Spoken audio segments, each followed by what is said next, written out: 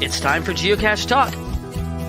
Whether you are at work, in the car, or wherever you are, we hope you enjoy this show about the great sport of geocaching. If you're watching live on YouTube, you can be part of the adventure tonight in the chat room and participate with others as they watch the show. If you are listening later, please give it a like and subscribe on your favorite podcasting app so that you can get all of the weekly Geocache Talk goodness. If you have not become a patron of the Geocache Talk Network, what are you waiting for? Patron levels start as low as a Bison Tube level at $3 a month. To sign up is easy. Simply go to the Geocache Talk website and click on the Become a Patron button, or go to patreon.com/Geocache Talk. Patrons now get the famous Blackout coin, invites to special events, and other really great items throughout the year. Become a patron today. Have you subscribed to FTF Magazine yet? FTF Magazine is the #1 geocaching magazine available. It is a quarterly magazine that you can be part of. Submit your geocaching milestones and adventures to be published. FTF Magazine is also interactive with puzzles to solve and the hunt to find Spartacus. If you can solve the puzzle or find Spartacus, then you will be entered in to win a special pack tag. Every new subscription, you will receive a special swag pack. Subscribing is easy. Just visit FTF's website, ftfgeo.com. Don't miss out and subscribe today.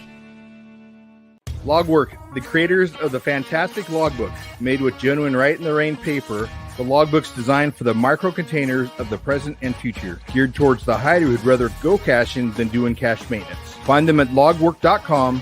That's LOGWERK.com.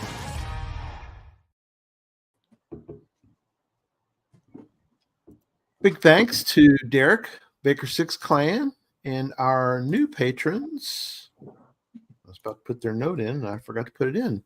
Melanie, Amtron, and Colin. And tonight we are celebrating the U's, the V's, and the W's. So the patron-wise, our U's, our V's, and our W's. So Susan, these are the U's, the Utahs. Susan and Kimberly, they're in Utah. Then Virginia, we've got Sharon, Vermont, KD Scouter, Little Black Dog, and then for the W's, we have Ryan, Stephanie, Lori. Lori's on her way down. I just saw she went through and got Mingo, so she's on her way down here to Oklahoma, where I'm at now. Brett. Now, he's a W, but he's not Washington. He's Western Australia. And then we have Nick. He's in Washington. And then a couple of Wisconsins. We have Jason and Christopher, the Happy Hodag. So excited to celebrate our U's, the V's, and our W's. Also very excited to have on tonight the usual crowd. And as well, we've got Can we see his screen? I can't. We see have him. Scott, but he's frozen up at the moment. But we'll give him a minute. Anyway, so we got the team here. We'll get Scott on here in a second. I should be broadcasting. Are you not seeing me? No, we can hear you. you. We can hear you though. Because my camera is showing on. I know. It's not that dark. Things. It's not that dark in Alaska because not right now. It's bright. You may have to sign all the way out and sign back in. Sometimes it just does that. May have to go out and come back in. Yeah. Let me do that real quick. All right, we'll see here in a minute. So in the meantime, we've got some news to do. So let's jump into that.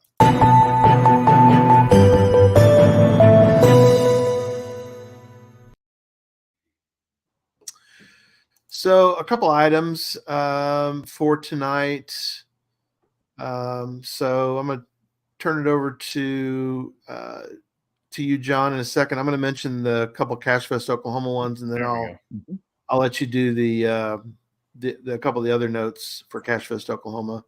I'll do the first couple, which is still looking for volunteers. It's getting obviously close. I made the trip up to Dorman, so that's where I'm at. am at the host hotel, and they're excited and ready for us to be here. So very, very excited for the beginning of Cache Fest. We are still needing some volunteers. I know a lot of people have signed up. There are spots. If you go to the mega page, you can find the links to the volunteer. There's a couple of different pages. One's for Infernal Device, which is the very unique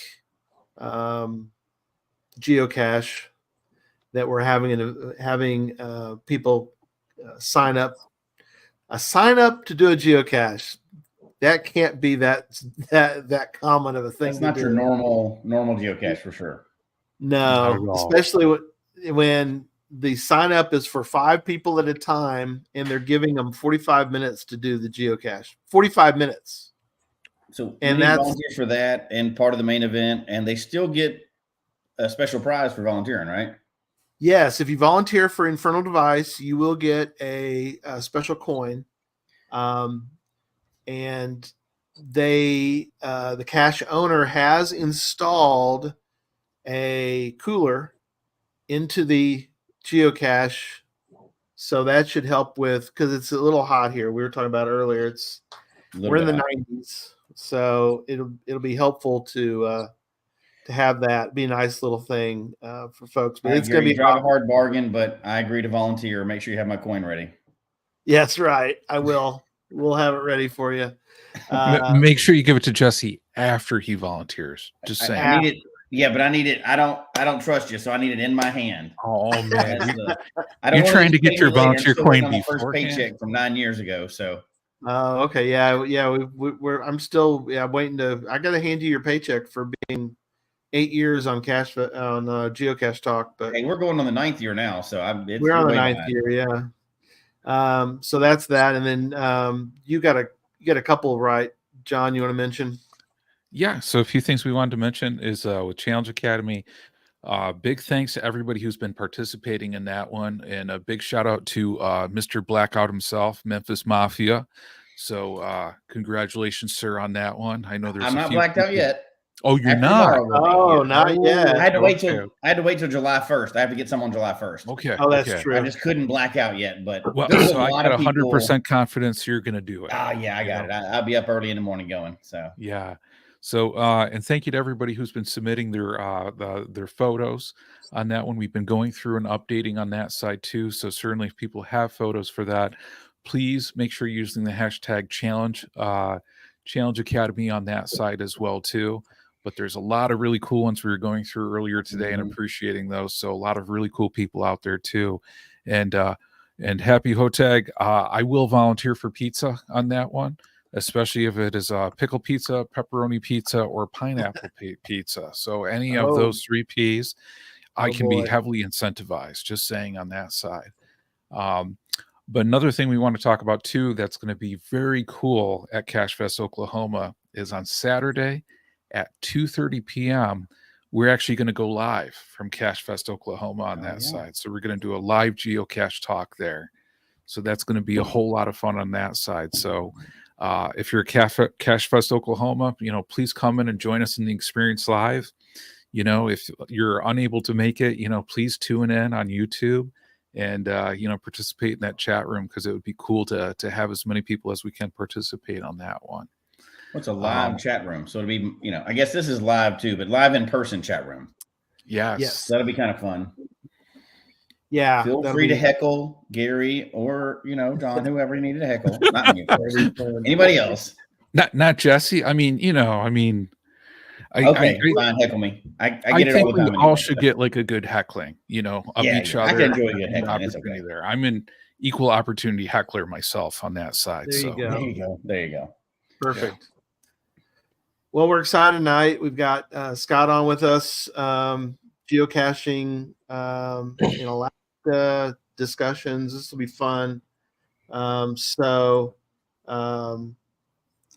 We've got a lot of questions for you, Scott. So this will be fun. To answer. We appreciate it. We appreciate it, my friend.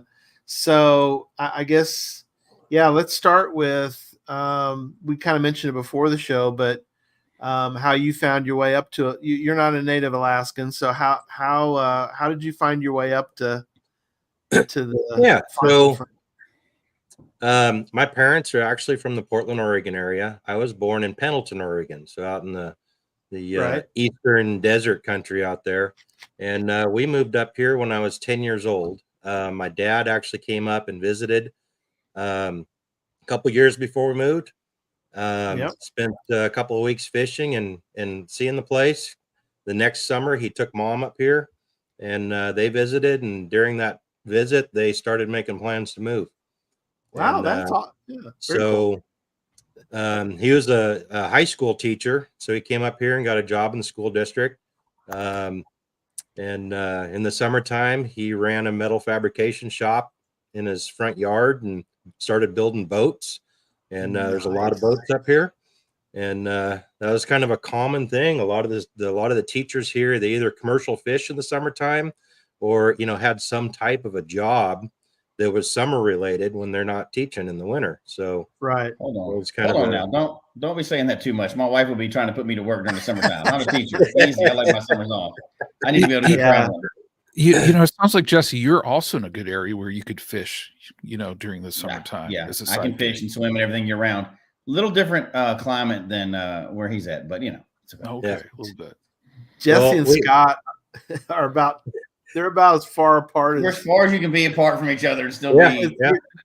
You guys have been as far apart as and we've had as far as even just having US folks on. Now we've done international shows, Yeah. but with Jesse's in Florida, Scott's in Alaska, so I mean he's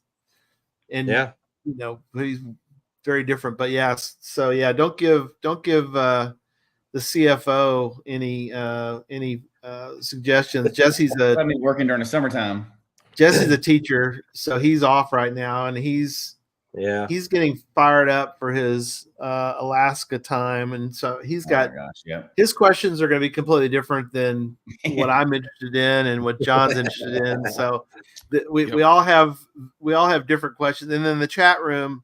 If you have questions, you're in the chat. If you're in the chat room, thank you. We have a lot of good folks tonight that are in the chat. If you have specific questions you'd like to ask about Alaska and geocaching up there, please submit them in there.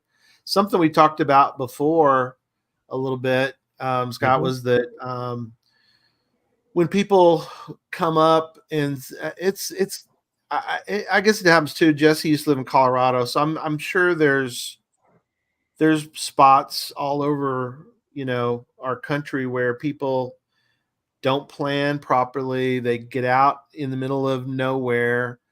Oh, I'm an experienced geocacher. I know what to do. And they get out there and then they're like calling for help. So what are some things? Now we were talking about beforehand, you carry a couple of different devices. So if people are coming up, other than obviously, because how is cell service, and is it worth getting any kind of you mentioned something about a spot, or what are some things people could do? So I carry a spot device because that was one of the first ones available, and I bought one. I still have the original one. I've never upgraded. Still works. But there's the InReach is also, and it's a satellite messenger. Okay. So it allows you to press a button and it will send your current coordinates to somebody that you've pre-planned. Via satellite text message. Right. And I have my service allows me to put it in a tracking mode where it automatically sends my position every 10 minutes. And somebody that's at the receiving end of that can actually watch my breadcrumb trail as I'm traveling or wherever, and see where I'm at. Oh, very cool. 10 minutes. And then if I run into a problem, I could push the help button, which will send a text message to a actual dispatch center that the company runs, and they will start placing phone calls saying that somebody just said they need help. We don't know what the help is. This is where they are, and they had to actively push a button and said, I need help. So we can assume the worst, and then they send everybody. Oh, very So cool. Very cool. InReach does a similar thing, and now they got to the point where you can actually customize your text message. You know, Mhm. Oh, a lot of the new InReaches, you can link it to your phone and actually type out a text message and then use the InReach device to send it to somebody. But yeah, it's easy to not plan for what we have up here for service, because Right. once you leave like the Anchorage Bowl in South Central or get outside of Fairbanks for the interior, you're on a highway, but all of a sudden there's no cellular service because Right. the highways, they're not in cellular zones through the majority of the state. Okay. So you're off grid. So if you haven't pre-planned and you haven't done an offline list for geocaching, you're not going to find any caches out there because there's nothing to tell you where they are. Yes. Some people are not used to that, and they get Yeah. out there and they probably don't think about the fact that this ain't the lower 48. I mean, you're up, you're in the beautiful wild west of Alaska. So Yeah. So And we even have in to the ask, smaller though. towns, Yeah. finding like a Wi-Fi hotspot, that can be Yeah. challenging. Yeah. That just doesn't really exist very much. So I have to ask because, and I'll tell on myself if you tell on yourself. Have you ever had to push the help button yourself? I have not had to push the help button yet. I came this Um, close. We were up on a mountain, and there was three of us. We all had all of our gear, had everything else. We were coming back down, and a blizzard just came in, way worse than predicted. So we looked at the weather and everything else. It took us much longer to get down than anticipated. Yep. We did not want to be on the roads we were on. There was in the mountain roads with no rails on each side, and it was just a sheet of ice. So we almost we were there. We were close, but I never had to push mine. So I was that close to having to push it. We weren't even to the discussion which of the three of us is going to have to push our button, because we all had one with us. Yeah. But we never did. So we were that close. Now you've had to though, John, hadn't you? Well, I was at a point where I could have. So I was out on a trail, basically ripped my leg off at the knee on that one. So tore almost everything I could. But I opted out to make it a half mile out to the road. So I had mine ready, had the button ready to press if I needed to. But I decided to make it out a half mile to the road and get picked up there. Close. So I was pretty close, but I'm glad I have mine, because I'm in a lot of situations, sometimes hiking wise or others, where it's really remote. You're out there, you're spotty signal at best. And I know even when Jesse and I went to do the spot, which was not even a half mile hike, still had mine just in case. Yep. And the one thing I do with mine is I have 3 preset messages to a group of people. One is I'm at my car and I'm about to get on the trail, so people know where I parked. Mm-hmm. 2, a message saying I'm on the trail and I just want to give you an update, just so in case I know that maybe it's going to be sketchy terrain or maybe something that's like very iffy. I'll do one of those and I'll upload that. And then my third one is I made it back to the car and I'm getting on the road message. So every time I'm out hiking, I'll send those 3 out at the same time, because basically it's an opportunity for you to help communicate consistently to a group of people. So if you were in a situation where you did not upload a message, those are the messages that they're expecting. They know something's up on that side too. Right. Because you hate to think if you couldn't, communicate on that one. So lack of communication could imply cause of concern on that one too. Well, and that's we shouldn't always only mention it when we're talking about Alaska. Absolutely. Anytime in that environment, and it's been about a year. Last Cache Fest, we had a cacher pass away. Right, that was out on a trail. Something bad happened. It was during that last summer, so we know it can happen, and it was an extreme. It was Louisiana, right? So it's still pretty extreme environment, but it was far south. It wasn't one of these environments, but it can happen that quick. I mean, just so quick. You got to be prepared. Now, if you're in Alaska where there's like 8,000-pound grizzly bears trying to eat you every day and stuff like that, you really need to be prepared, though. And that's when you're going to get your mail, right? Yeah, that's just the baby ones. Yeah. I got to ask a question, kind of like backing out a little bit further here, because part of me is even wondering, like, how do people get started geocaching in Alaska? Yes, Is that's what I was going to ask next. is that where you started geocaching in Alaska?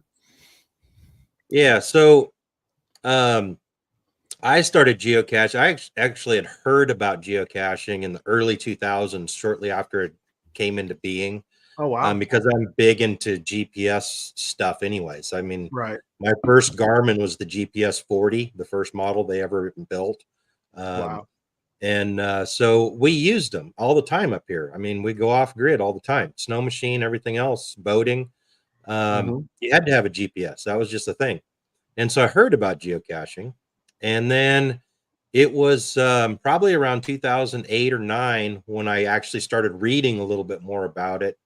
And thought, I got all this time off of work in the middle of nowhere. I work in remote sites. I'm going to check this out. And so I signed up, got a free account. There was a geocache underneath a waterfall a couple of miles away. I went over there and found it. And that was near Valdez, Alaska. And I've been hooked ever since. So That's awesome. about the same time I was getting into it, a group in Anchorage was creating a corporation called Geocache Alaska and actually incorporated as a nonprofit. And so it started getting a lot of traction in the state because of that. And then that entity actually secured a blanket permit with the state parks for the whole state for doing geocaches. So that's nice. you can download a copy of the permit right off of our website and go out and plant a cache in any state park. You already have permission. And so we maintain that and we renew that permit every time it comes due, which is about a 5-year cycle. And so we really got into that. I got involved with the group. I, got elected onto the board, and I've been with them for over a decade. Working in that capacity and helping to kind of promote geocaching in Alaska. We do a lot of educational stuff. We frequently have events. That's neat. We have some dedicated CETO events that we do on a monthly basis. Anchorage, we have a park that we adopted and we clean it up once a month. We have a formal CETO event. And so we do a lot in that regard to promote the game.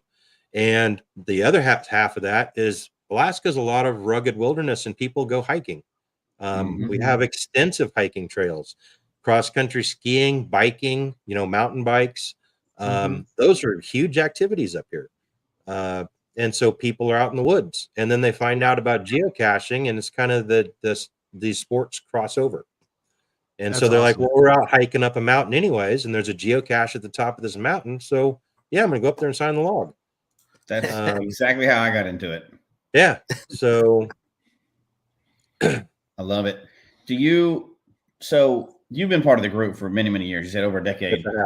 Yes, have you ever been to Hawaii to cache by any chance? I have not, but we have had members. I've talked about it many times before, but the Hawaii group is a much smaller group, right? They only have a couple thousand caches total, but a lot of them know each other. We'll be visiting Hawaii soon, but a lot of them know each other. And because it's, you're separated so far from, the 48. Alaska is separated like that too. Is it kind of a tighter group? I mean, obviously there's people that come and go in the game all the time, right? But do you kind of know each other? Is there like kind of a group that knows each other pretty consistently? And there's regional, of course, because the state is so huge, right? So there's a Anchorage based group that is pretty tight and everybody knows everybody. And then there's you get up into the interior and there's a group in Fairbanks that's kind of the same thing. Do those two groups interface very often? No. But each area kind of has a group of cachers that are pretty popular. And down in my area, so I'm in a straight line, we're like 40-50 miles south of Anchorage, but it takes about 150 miles to drive that distance. You have to go around an ocean and a mountain range. Right. And so down in my area, we got a population here that's 30,000 people spread out. You wouldn't know it if you drove through, but everybody's kind of spread out in the woods. And there's a lot of people here, and a lot of the cachers here know each other. And we have events. I have a picnic event every summer, and everybody shows up. And so sometimes that's the only time you see these people. Once a year, we all get together. But you see them on the logs. You see them putting out new caches. But, The only time we ever meet them is at events, and then you only know people by their caching name. Yep. So we get that a lot too. yeah. So have you had the chance to cache in many other states besides Alaska? I have not. I'm not quite as well traveled as some. We certainly have some folks, in our local group up here that do spend a lot of time traveling. We have some folks that are in the retired category that spend a lot of time going down and they kind of made a mission of geocaching in their retirement years, and they come back and they tell stories and share pictures, and sometimes we put them in our newsletter and things like that. So I hear lots of stories about people going outside and caching, but I cache around the state. I've only logged caches. I've been to headquarters in Washington. I've cached around in Oregon a little bit. So, and those are just because those are areas that I've gone to anyways, family connections and whatnot. And we took a trip down to Seattle in like 2017, I think it was. And the first place I stopped after we got off the plane was headquarters. Yeah. We got in the rental car, we drove to headquarters, and we, had lunch over there and nearby. And, then we went and found our hotel. And so it's, there's those. I've been to the original stash down outside of Portland, visited that early on. Yep. So, there's some places that, are on that wish list. And one of these days I might not work as much, and I'll have an opportunity to do more of that, I hope. It seems like it'd be kind of hard, though. I mean, you're starting in Alaska. Alaska is, I've only seen it until next month. We're still in June. Until the next month, I've never seen it in person. But I've watched thousands of videos, movies. My dad went up there for a couple of years and worked, so I got a bunch of stories. I've read books. I'm fascinated with Alaska, just because it's like the way I envision is like Colorado, but like if you pumped it up a little bit bigger, like a lot bigger. Mountains, everything else just way, way bigger. So but if you're starting there and then you go like, oh wow, do you even have LPCs up there? Lamppost caches? Absolutely, we do. Oh, I'm sorry. There anyway, are. I know. It's crazy. But you can go to a Walmart and you can still find a cache here. Oh man. I held Alaska to such a pedestal, and you just crashed it all. You crushed my dreams. Just make sure you don't lick. You don't have to find those. That is true. That is true. No, I just that could be your cache for Alaska, and then going anywhere else is going to be like, oh, this is smaller. Like these mountains are smaller. This river is smaller. Oh man, I gotta ask. He's heading up there. He could easily, Jesse. You could get off the cruise ship, find an LPC, and you'll be done. That's it. I don't think so. But no, don't get me wrong. Experience. If there's an LPC in the town that I stop in, I'll find it too. I'm not walking past one, but I'm hoping to hike a little bit while I'm up there. But there's two oldies in Sitka that I'm trying to get to. So I don't know that you'll find too many LPCs in the southeast region. But unfortunately, they do exist. And you get into Anchorage, and there are a lot of urban type hides up there, which it's kind of crazy because there's streams and park areas through there that there's full size ammo cans hidden in Anchorage too. And you just have to get a few more feet off the trail, right?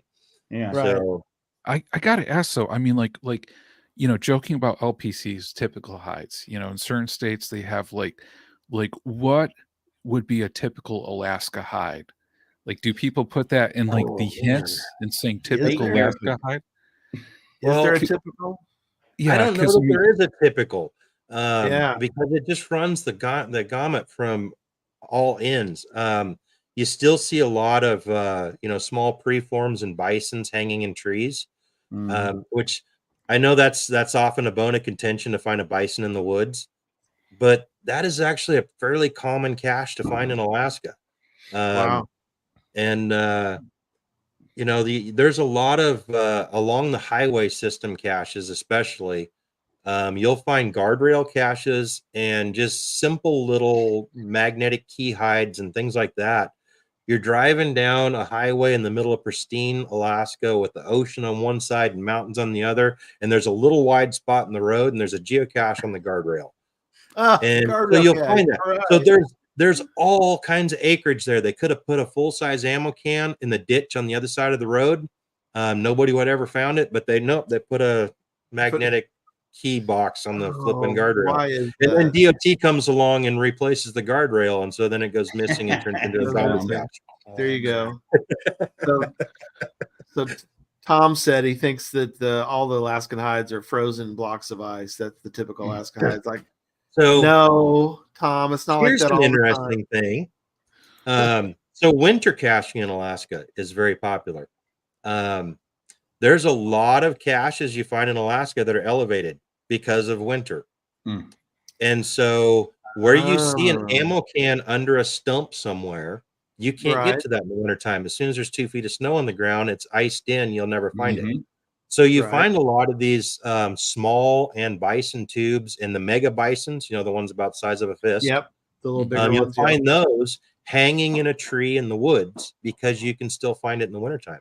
In the wintertime. That's true. That's interesting. That's And smart. you'll usually see that in the description. It will say elevated, winter friendly. Oh, And it will be something hanging in a tree. And so you won't go out there on snowshoes looking for an ammo can under a stump that there's no way you can get to. Right. And even worse is a plastic container. So if you have a plastic container under a stump, it will crack in the winter. Oh, yeah. If you try to dig into it. And so those ones, a lot of people will mark them not winter friendly just to prevent people from trying to, find them.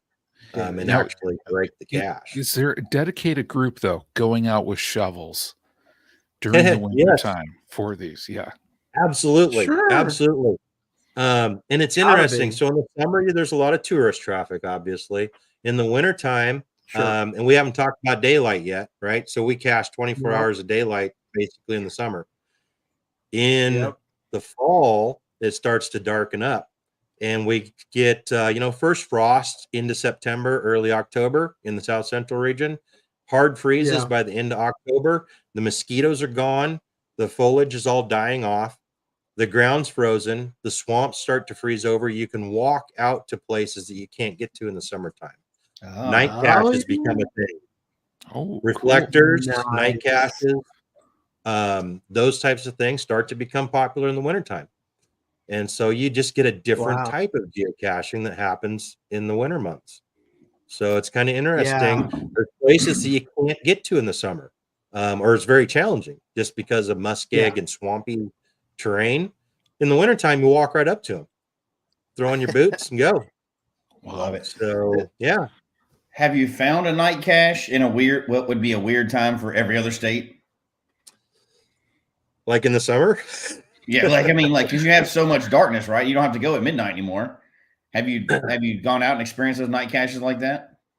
I don't have very many night caches that are in my immediate area right here. And one that we did have that was a reflector-based trail. I got that in the summertime, but it was probably the real late summer where it was dark enough for it to actually work. Oh, yeah. So it was definitely, that was years ago, but it was definitely a late evening trip over there with the flashlight to find the reflectors and work my way down that trail. And it actually was on the boundary of a golf course. It kind of ran through a little trail through the woods. And so that one is the one that I have personal familiarity with.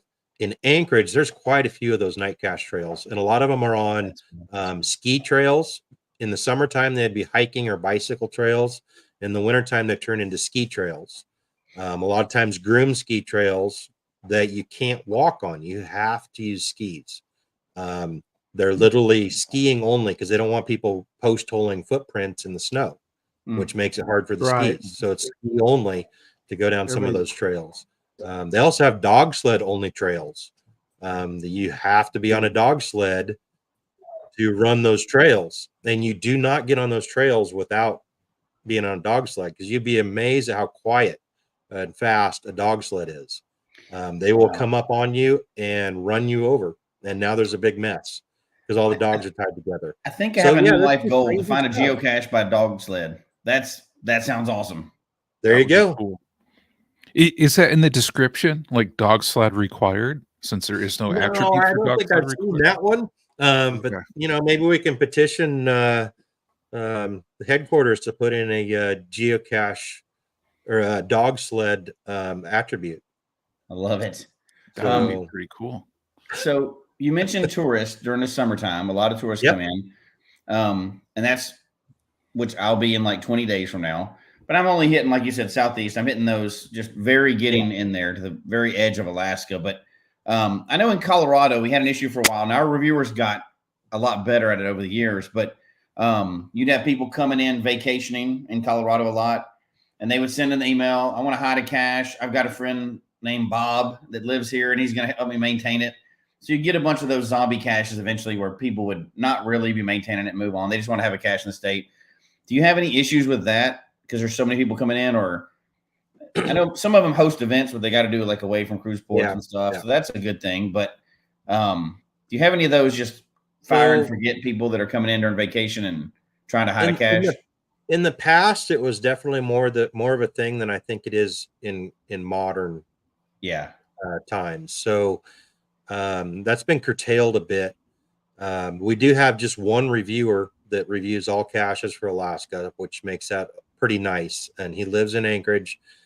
He is a hardcore off the trail mountain climbing fool. Nice. And he knows everywhere. And so you can't really pull the wool over his eyes. He's going to know, when you put out a cache, he's probably been to wherever your coordinates are. And so he does his due diligence as far as reviewing, where that person is from and things like that. And so it's not, I haven't seen as much of that issue recently. We do have a phenomenon known as snowbirds, and that are guess where they live the other time? Basically, Florida. Yeah, they're in Florida or Arizona, and then they drive back up here, and they're here in the summertime, and then it gets cold, and they pack up, and they're back down to Phoenix or Miami or wherever the heck it was they started from, Texas. You haven't seen frustration until you followed a string of 40-foot motorhomes towing full-size Suburbans with Texas plates through 100 miles of mountain pass with no passing zones. Oh my gosh. Oh man. But you get a lot of that kind of stuff up here in the summertime, right? Yeah. And I don't see so much of a problem with them just dropping zombie caches anymore. It definitely used to be a thing a decade ago for sure. In fact, there was a couple of notorious summer snowbird type usernames that you'd see a new cache published by them, and you're just like, yeah, automatic ignore. I don't even want to go there. And it was kind of frustrating for a while to have those pop up because they would disappear quick. They'd be a poor container, bad spot. They'd be gone within a couple of weeks, and then you're stuck with that, hide sitting there, string of DNFs for a long time. Oh man. And do you have the tourists coming in, cachers and non-cachers? But I would think, because we saw a lot of this, and we'd see it in the news all the time, tourists would come in and just not realize what the terrain is like. And they would try to either go out hiking for a cache or just go out hiking. And sure enough, there'd be mountain rescue. And it was inevitable every winter for us, but it'd be summer for you for tourism, of course. But so a terrain of 2 is different in Alaska than it is anywhere else in the country. I'd tell you that right now. Because up here we're like, well, I mean, it's only like a 40% slope. That's all right. Only a couple of rock crags you got to scrabble over. That's 2.5. No biggie. See, there you go. Well, and I appreciate you bringing this one up because I know when Jesse and I were looking at the spot, we talked about the terrain on that one, the New York terrain versus the Colorado terrain ranking. Yeah. And and on here, because I think, that's a great point for people who are traveling in. What's their expectation on terrain? Because you're saying even if it's a rock scramble, you're thinking it could be a 2, right? In Alaska? It could be like a 2.5 or a 3 or something like that. Easy. Because you'll get people that are like, I climb that all the time.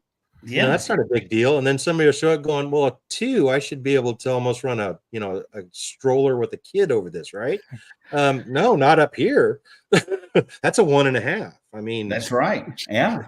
Hey, look, just because you hike up a mountain, if you didn't use any specialized equipment, that's not a 5. Yeah. You got to use specialized equipment, right? And I think the other thing that comes into play is like, well, you drove and you parked on asphalt right next to the trail that goes up there, and you only have to traverse, 50 yards to get up to where the cache is. It might be almost straight up, but shoot, you're pretty dang close. So Yep. it's not that hard. So yeah, terrain ratings are different in Alaska for sure. If you see a terrain 5, yeah, it's actually a terrain 5. Yes. Right? You What's need a terrain you need 4? That one is debatable, right? So I've Yeah. seen terrain 4, 4.5, where you have to have a boat to get there. And I'm thinking, isn't that kind of technically a 5? Yeah, but everybody's got a boat. So That's right. Everybody's got a plane in Alaska. What are you talking about? Yeah. And well, one in particular is like, well, yeah, but it's on the other side of a lake. In November, you can walk to it. Well, true. So they're kind of averaging it out. That's what they're doing. Yeah. Interesting. So it's not like it's maximum terrain, like during like the toughest terrain on the scale. It's somewhere in between, typically. Yeah. So you could find some variability on what people consider a 4.5 or a 5 up here, and it's, I don't know. I've seen where you look at the cache and it's on the top of a mountain, and you got to climb 2,500 feet from the parking place to get up to it, and it's a terrain 3.5, and you're like, I don't know. That seems to be a little bit of a stretch, but well, it's not too steep. It's got a good trail. It's well marked. It's in the mind of the guy who put it out, right? There's definitely some variability there. So you kind of are cut off, kind of like Hawaii you mentioned earlier, right? Cut off, but to less of extreme because Alaska's huge.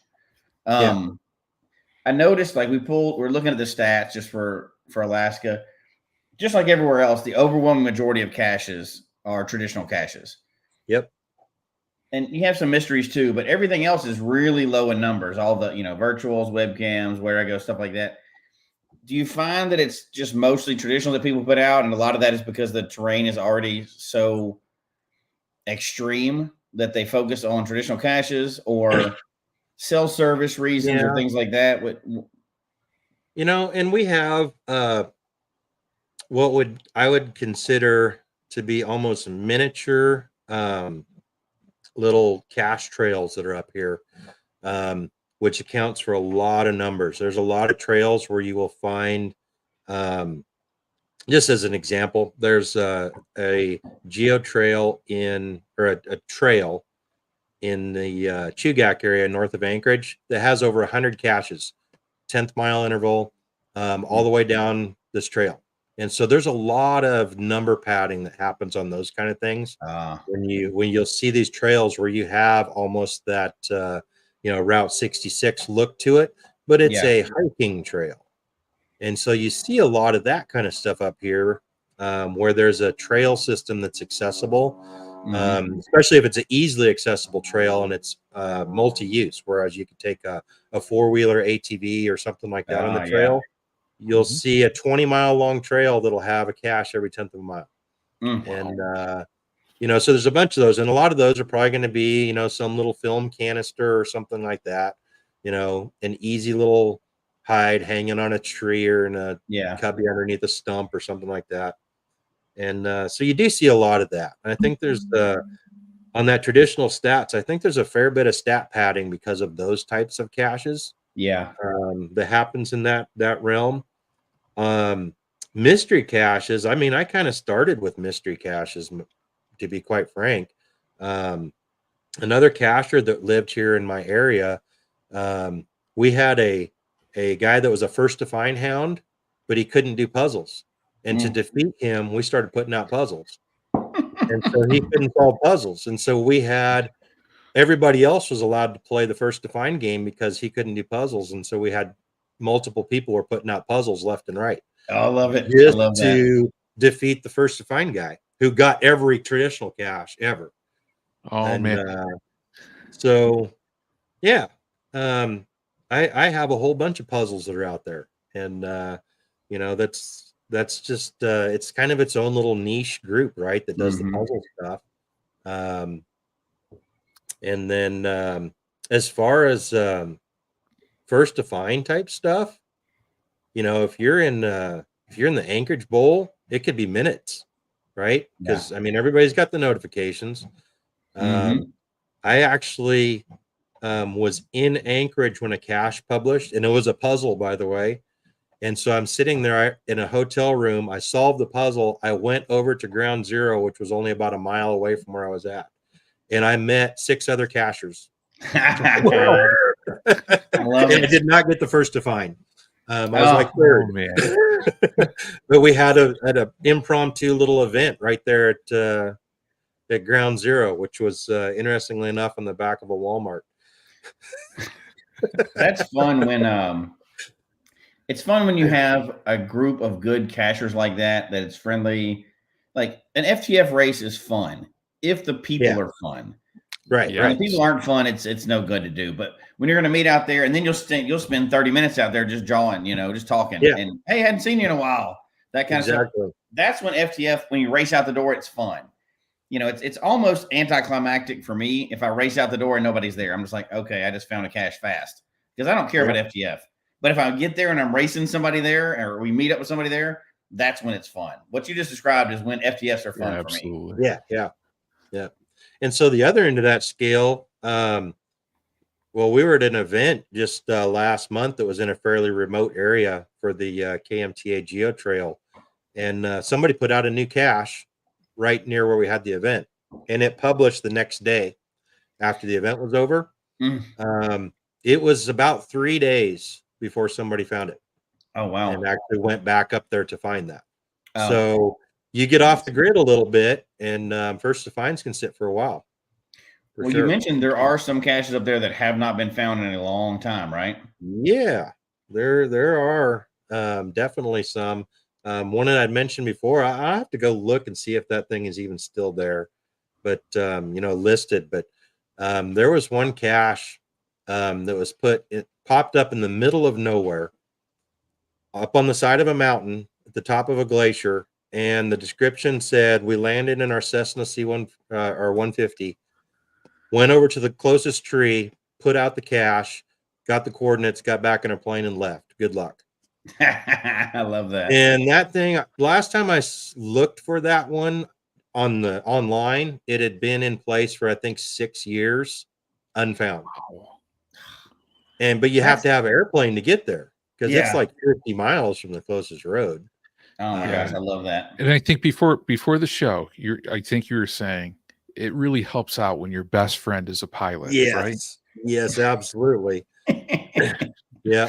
And that's almost like cheating. Come on, you got a pilot friend? That's cheating. I do have a pilot friend, and it's there's quite a pilot community up here. Off the grid aircraft, bush pilots are a dime a dozen in the state. You're just as likely to find people that own a Cessna or a Piper Cub as you are, you know, a pickup. It's they're everywhere. The small airports are just full of small private planes. Getting a private plane license is actually not that complicated. You got to put in your hours and, you know, do your ground school, do your flight tests, and, you know, learn how to fly. But it's actually not a complicated journey to do that. And so a lot of pilots, and then there's a lot of places that you can only get there by aircraft. So you start looking at the charts, and you'll see that the number of small maintained airstrips in rural wilderness Alaska, there's hundreds and hundreds of them out there. And they're just little strips of dirt where they keep the trees cut down so that you know, a small Cessna or a Cub can land in there and turn around and pop out. And they get these big balloon tires, so they don't care what the ground looks like. They'll land on rough terrain, sandbars. Yeah, it's crazy. I gotta ask, do people create like letterbox style like caches that you have to find with your airplane? Like go up from here, you see this landmark, you hang a left, you go so many degrees, then you I have not seen such a thing, but it would be interesting. And I know of a few pilots who are geocachers, and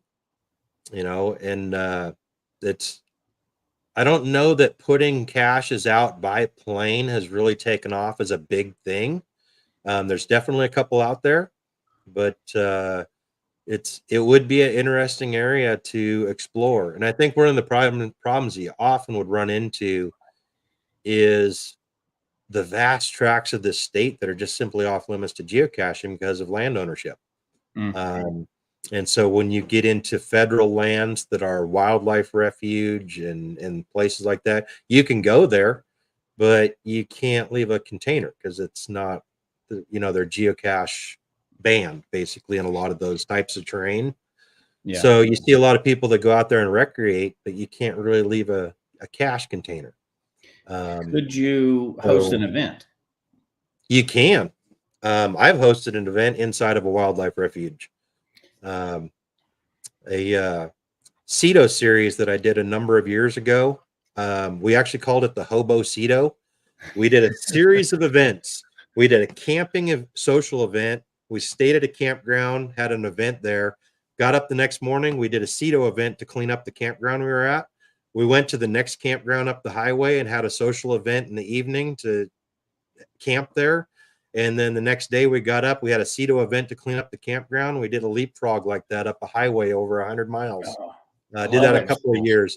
And one of them went through a wildlife refuge, and we worked with the refuge management. We were actually allowed to put the event in there because it's not a container. And we spent 6 hours cleaning up their campground for them. And it was awesome. So Gary's not here, but I know he's obviously having computer troubles, but I know one of the things he wanted us to get to for sure was about the boroughs, which for most people is the equivalent of counties, right? Yeah. Okay. Right. How many are in Alaska? So there's about 30, I believe, boroughs and census areas. So you have a number of boroughs that are a officially incorporated borough. And then you have areas in between that are just a government census area. So for like purposes of doing the census, right. They have a boundary around that area, but it's not an incorporated borough. So there's a few cities or towns in there maybe, but they don't have a borough seat. There's no government that oversees that chunk of land. It's just kind of free for all. Yeah. And so there are about 30 of those, I believe, and they've rewritten those boundaries occasionally. New boroughs popped up as the city gets bigger. They could actually try to incorporate their region and create a borough. And so that kind of stuff happens still. But yeah, there's if you look at like there's a borough and census challenge cache. Yeah. And it's based, the coordinates of it are actually up there in Anchorage. I have the GC code is in the show notes if anybody wants to check that out. But there's only 2 people who've actually completed that challenge. It's quite an undertaking to go visit every county / borough or census area in the state. And most of them are off grid, so you have to fly there. Right. How many do you think you'd have to fly to? What percentage of them do you have to fly to? Oh, shoot. Probably, I would venture a guess that it's probably gonna be about 15 to 20 of them out of the 30. Oh my gosh. Wow. So you can only get there by plane. There's no other way to get there. Pretty much. Yeah. You look all the way down the western coast of Alaska and you go down through, from Nome to Kotzebue to Bethel, all those village areas along the west coast, all that's off grid. Unless you go by ocean and go around, but you're doing that on your own. The only other way to get there is to fly in. So then obviously all of them have caches in them. Even the most remote ones still have caches in them. Yeah, absolutely. There's caches all over the place. Yeah. Yeah. If you pull up the cache map for the state, you'll find just little caches plopped down in every one of those little villages and towns. There's usually a cache there someplace. See, it might only be one in the whole village. I really wanted to make fun of Gary, but he's not here. So he brags all the time because he's in Texas. He brags all the time about how hard it is to do all the counties in Texas. There's 254. I'll give him that. It's a lot. I would stack that. I would stack Alaska up against that. Alaska crushes that. You can drive to all the 254 counties. You have to fly. You have to fly to the counties or boroughs to get it done. That has to be the most extreme county challenge in the probably anywhere. And if you went and looked at the last person that found the borough and county challenge in Alaska, he has a 3-part maxed out log in there because he maxed out the word count on every one of his entries. So it's 3 parts. He actually has a breakdown of the cost. I think it was $2,500 that he spent on just aircraft. Oh my gosh. That's actually lower than I thought it would be because he used Alaska Airline miles for a lot of it though. Okay, so I don't know what the retail price would be. Yeah. Okay, so that's a good tip because then if you get Alaska Airlines flies to other states like in the continental US. Absolutely. Yeah. So if but Alaska Airlines also has routes that go to a lot of these remote areas. Oh, interesting. And so they're linked into a lot of those places that you could get to. And so you can actually use Alaska Airline miles on some of the smaller kind of affiliate airlines that fly to some of those remote areas. So there's ways to finagle some miles in there. That's a good pro tip. Can you hire a private pilot to fly you in somewhere? Absolutely. What does that look like? I mean, does some dude show up just bouncing down the jump in, let's go. Oh. Yeah, well, I mean, it depends on how much money you're waving around, right? How much money to get them to slow down and actually stop before I jump on the plane? Yeah. Well, I'll tell you what, if you start looking at like outfitters and whatnot in the private pilot realm, there's lots of them. There's a lot of pilots that run commercial, like charter type flights that are taking people out fishing or hunting or whatever it might be. And if you showed up at one of those services and said, hey, I need to go to this place, this place, this place for geocaching, they probably look at you a little funny. But as soon as you start laying the money on the table, they're thinking, all right, well, what do you need? So I don't want to lay down too many suggestions for you. I see you're getting uncomfortable with that prospect. Well, I gotta say though, I'm making notes. But I gotta say though, are there any flags? Like I took a seaplane ride one time, and it was in the Adirondacks, and we're waiting there, and it's not by appointment. You just show up kind of behind the person's house, and we're waiting. The guy finally shows up, right? And he goes, come on, guys, get in the plane on this one. We go, how about signing waivers and paying? He goes, no, we'll do that afterwards. So he goes, I'm so sorry I was running late. He goes, my plane broke down in this lake in the middle of nowhere, and my buddy had to fly in. That's like 3 red flags already, man. Yeah. And I was going to say, I still did it. Afterwards, I was like, I probably shouldn't have done that. But are there red flags for somebody? If the first red flag is what's the condition of the guy's pickup truck? Okay. So if it's a really nice truck, well kept, that's probably a good sign. Okay. But yeah, pilots are an interesting beast, and there's definitely a couple of different flavors. The one that says, oh yeah, I can do it, no problem. That one makes me a little leery. The one that pulls out his charts and starts looking at maps and is planning, I'm all right with that guy. Because he's, he's doing a little bit of self-preservation stuff up front, right? So, and then check out their YouTube channel too and see what kind of stuff they're posting. Oh yeah. And he's like, "Here's me upside down." Oh, whoa, hold on, pass for a second. So as we get kind of towards the end, so I'm going to be there next month, but I'm just cruising. I'm coming back, and I'm going to go inland when I come back. For people, and a lot of people have cruised before there, and a lot of people want to go visit Alaska. What would you say is the biggest thing geocachers need to know when they're coming to Alaska? Okay, if I was going to break that down into one, break it down as many as you need to. That's however the most important thing to remember: no cell service. Okay. So learn how to use your offline lists, or break out that dusty old Garmin and fire up GSAC and pull some pocket queries. it's just realize that once you get off the grid, you get outside of the city of Anchorage and that area, you're quickly going to run out of cell service.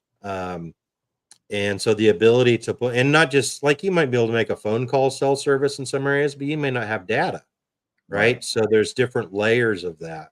And it's real quick to get off of the data trail and to be able to actually download maps, download caches. So trip planning is probably going to be one of your biggest things, and looking at where do I want to go, and filter your caches. That's why I like using GSAC still. I know it's old school, but I can pull 9 pocket queries and have every cache in the state of Alaska. I have a series set up by dates, and I pull all that data straight into GSAC, and I run some filters that I've set up, and I go through and I eliminate everything that's got, more than 3 DNFs in a row, and, and all that kind of stuff. You just get rid of it. It's probably not there, and get those caches that are most likely to be present, right? Because we still have a lot of zombie caches that show up over time.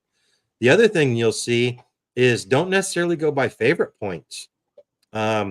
Favorite points are kind of weird in Alaska. You'll see a lot of caches like in the city of Anchorage to get favorite points because they're the easiest ones to get to.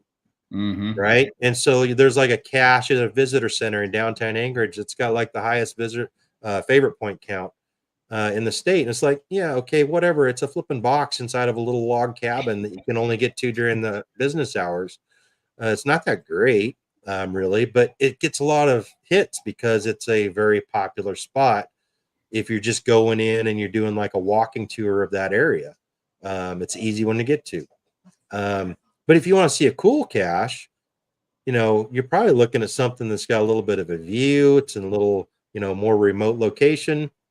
Maybe takes a short walk to get there. It might only have 2 favorite points because only 2 premium members have actually found it and bothered to hit the button when they logged it, right?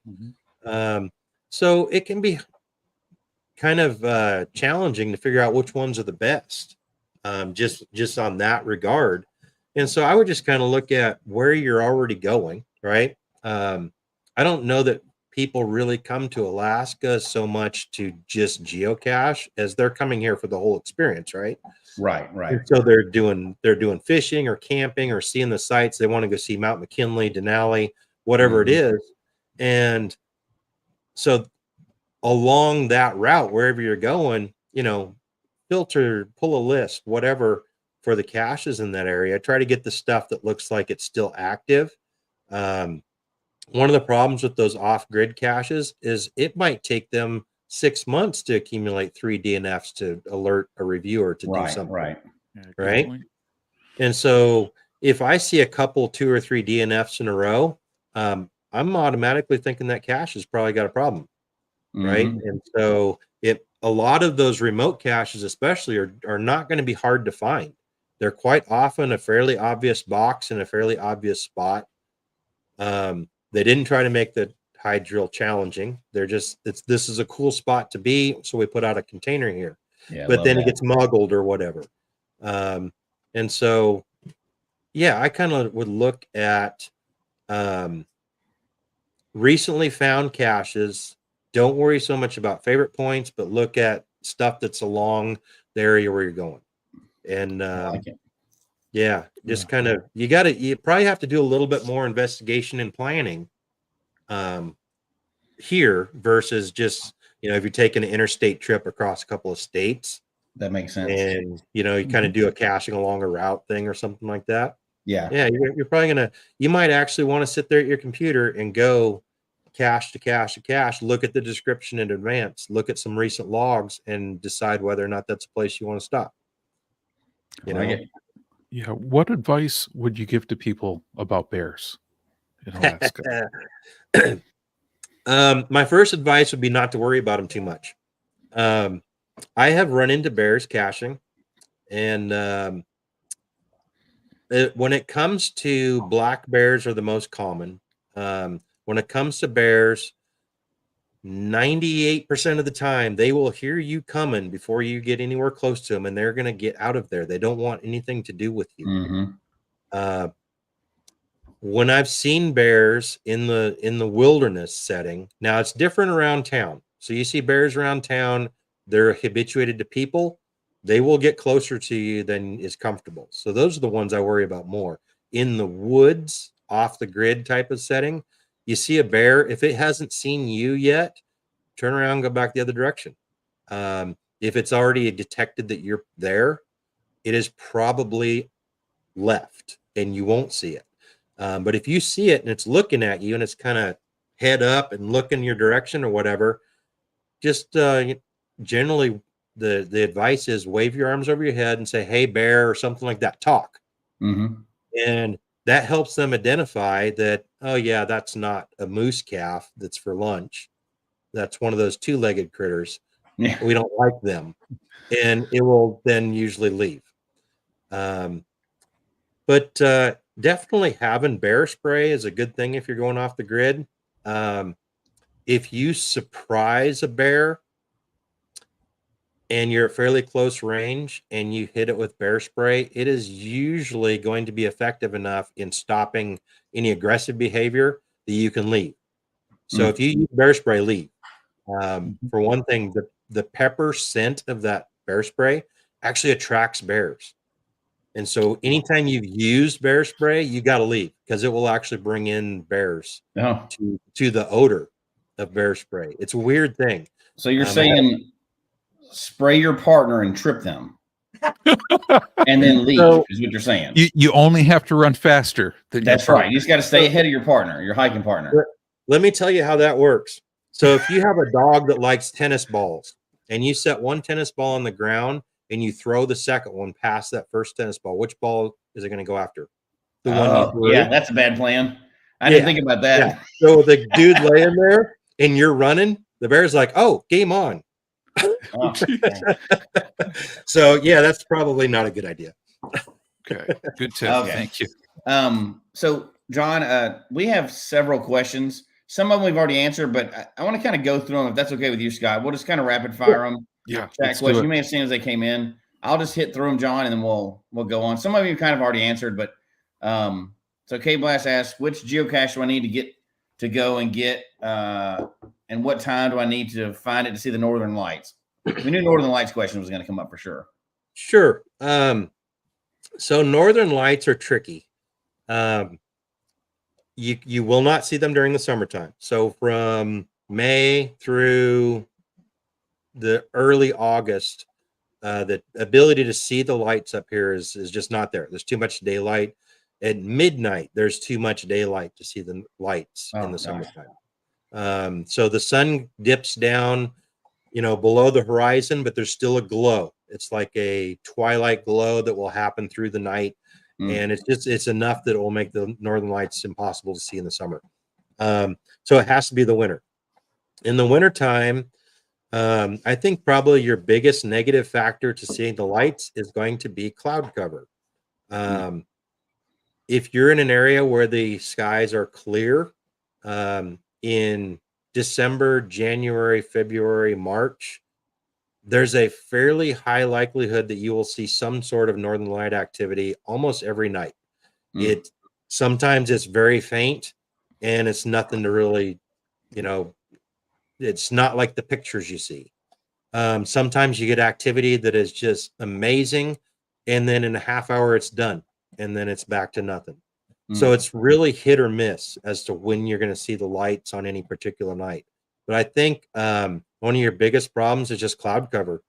You get clouds roll in, and you can have overcast conditions for weeks at a time, with snow going on, especially in the southern portion of the state where we have coastal influence. So we got the moisture coming off the Pacific Ocean, mixing with the cold air coming down from the north, clouds, snow. And so we hear talk about how great the Northern Lights are from, Fairbanks, because it's clear and cold up there, but we don't see any of it down South Central because we're all under clouds. So it's kind of hit or miss.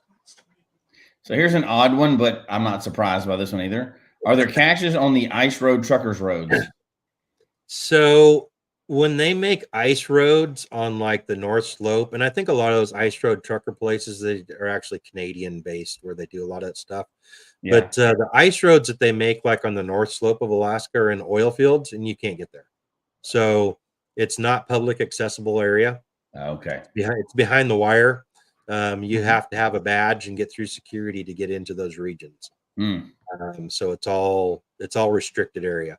So probably no caches in there then. Nope. All right. Is there a geo tour in Alaska? There is not a geo tour. And boy, as an organization, we've been trying to come up with a geo tour for years. Last year, we published our first geo trail. We did an official geo trail, and it is down here in South Central. It's through the KMTA, which is the Kenai Mountains Turnagain Arm Heritage Area, which is a federally designated region here. It's got a lot of historic stuff to it. And that geo trail is 23 caches, and they run between Seward to an area called Cooper Landing, up to a small area called Hope, and then continuing up to an area called Girdwood, which is where the Alyeska Ski Resort is. And so it's running along quite a few miles of highway. And most of the caches are fairly easy to access. A couple of them you have to walk a little bit, but most of them are pretty close to the road. There is an earth cache in it. There's a adventure lab at the Seward Inn. That's our first official geo trail that was put into the state. And so that's been running for a year now. And so that's a cool one. It's a pretty, you can do it in about a day and a half if you're really hardcore about it. When we put them all out last year, we had a couple of people that like ran straight through and did the whole thing, but it still took them, a little more than a day to get through the whole thing, because there's a lot of traveling that has to happen in between all the locations. But that's kind of a cool spot, and it runs through some cool area.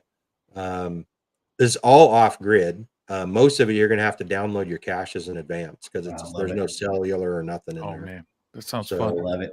Yeah, it is. It's a really, really cool one. All right, this is one that came up earlier, and we didn't really stop for it.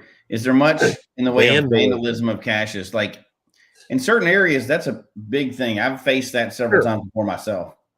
Yeah, and you'll run into it still. I think one of the problems that I see as often as anything else is the ammo cans become a target of thieves.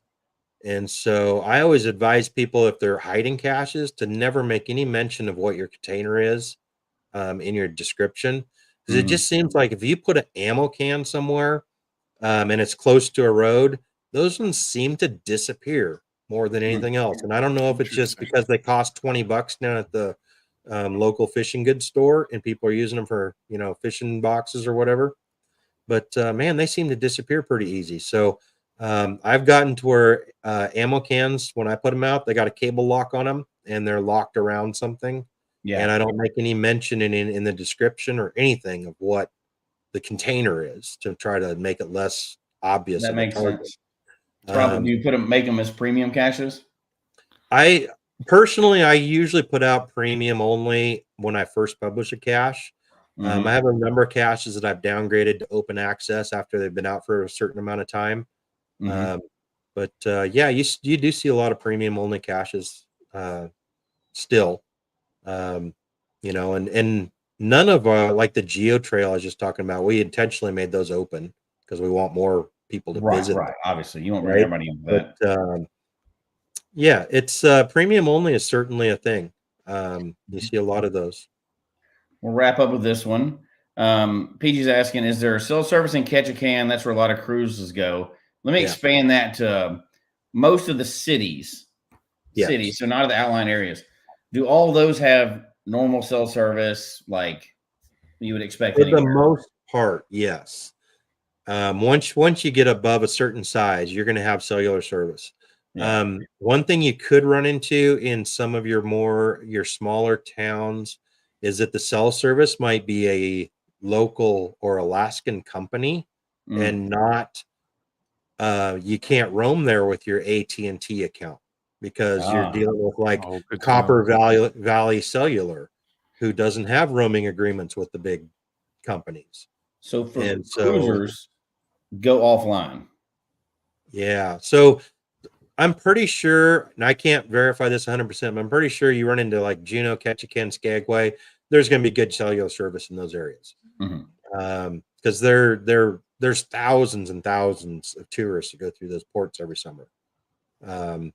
So there should be some service there, especially in the areas where the cruise ships dock. And if nothing else, there's going to be Wi-Fi hotspots. So you should have some access in there. Let's see. Yeah. So Charles has said one of our co-hosts said all the ammo cans they found in Alaska had chains welded to them around the trees. Yeah. So that makes a lot of sense. Yeah. And I think one other important thing on that chat room over there is if you come over to my place, you will get pickle pizza. Oh, nice. Alaska does have pickle pizza. Yeah.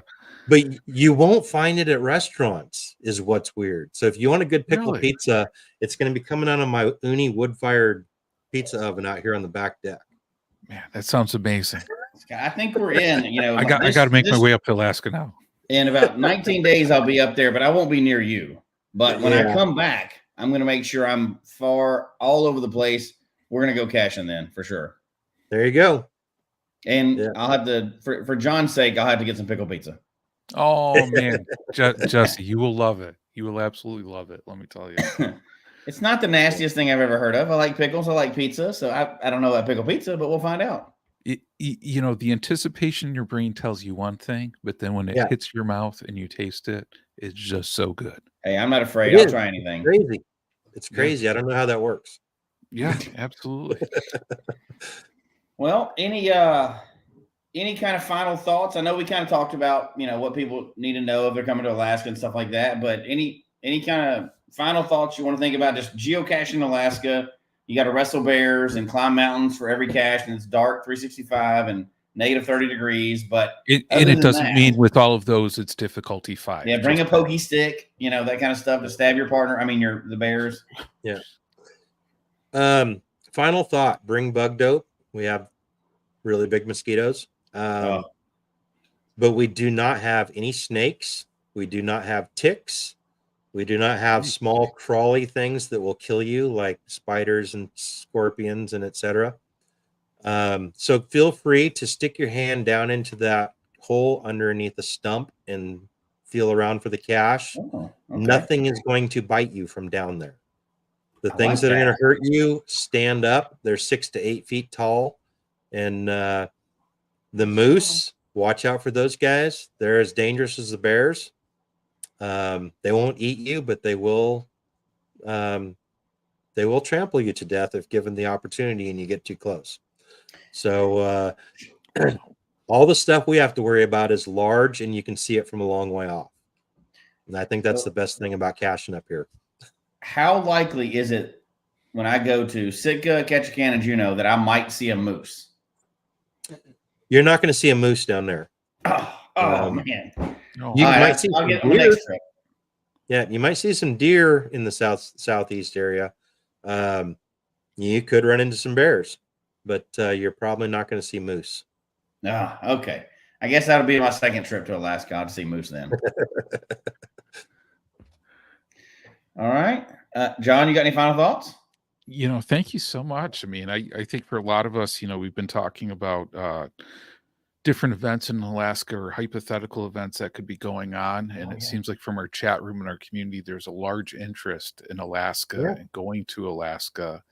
And I think this has been an awesome show for getting out a lot of that information, a lot of things that I didn't know or even think of, in regards to geocaching in Alaska. So I know I'm looking forward to it, and I'm glad to hear that there's some really cool creative events that have taken place up there, and look forward to many more in the future on that side too as well. Along those lines, what's the biggest event you could imagine happening in Alaska? How many people you think would show up? In the biggest place, perfect time. The biggest events that I've seen up here, would probably be the holiday fests that we used to do every December. Now it's kind of, it seems like events of that magnitude have kind of dwindled a little bit in recent years, but we used to get pretty good turnout to those holiday type events in December. The other big event that we do is one that I actually host myself down here in the peninsula, and it's called Caching on the Kenai. And it's a big picnic event. We've been doing it this will be the 14th year this summer. We did it usually the end of July, early August, and it's a big bash. It's like a 6-hour event with hamburgers and hot dogs served up front, and then like a couple 2-3 hour worth of a day caching challenge. There's usually 24 day caches, and I run different versions of a day caching game. We would love to be able to do like a mega, but we just don't have the numbers to get there. So I mean, when we have a good event turnout, it might be 40 or 50 people, right? And smaller events, you know, you run a CETO at the park or whatever, there might only be 3 people that show up. Right. And, you know, so there's a wide range that you see there. But yeah, getting into the hundreds is a challenge. Just our population just doesn't have the numbers to support it yet. So a lot of people would have to come in. We'd have to empty the headquarters in Seattle, bring everybody, and who knows? Maybe one day. A bunch of them have come up here. We've had events for lackeys before that have come up here and done things. So we'll have to chat about that offline and see what we can figure out. Yeah, there you go. That would be cool. All right, you want to wrap us up, John? Yeah, let's take it out. Well, hey, thank you again for Scott. Thank you again, Jesse. And man, we look forward to seeing everybody at Cache Fest, Oklahoma, coming up on this side. So we're looking forward to doing that. But thank you all, and I hope everybody has a wonderful night. Take care. All right.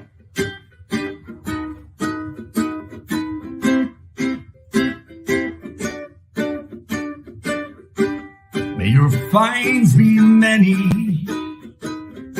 and your DNFs be few.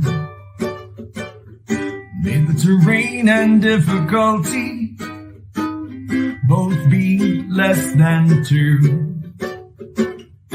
And whatever it is you're looking for, may it find its way to you. And may we all meet again.